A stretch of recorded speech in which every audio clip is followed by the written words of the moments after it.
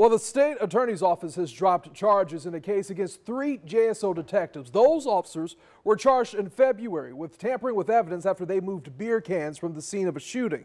So let's go over to First Coast News reporter Julia Janae. And Julia, do we know why these charges have been dropped? Well, Anthony, in these documents that we obtained from the state attorney's office, the state clearly lays out the reasons that they decided not to prosecute in this case, but they also gave the facts of this case. Now, as you mentioned, there were 3 officers involved in this undercover drug sting: Kyle Keys, Lance Griffiths, and Brian Turner.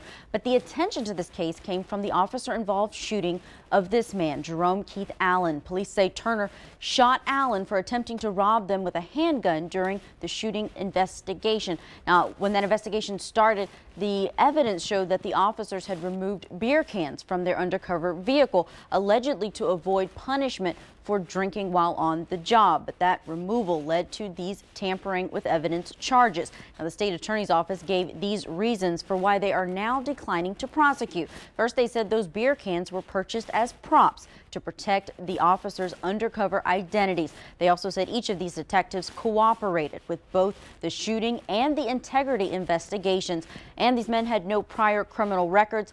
And the state also considered the stressful situation of both the sting operation and the shooting incident, that the impact that had on those officers. The state attorneys also said that the negative publicity that surrounded these officers since this incident has essentially been a punishment in itself. And since the tampering portion is a victimless crime, they said based on that information, that's the reason that they're declining to prosecute. Now, as far as we know, that officer-involved shooting investigation is still underway. Detective Turner has already resigned from JSO, while Keeves and Griffiths remain on the force.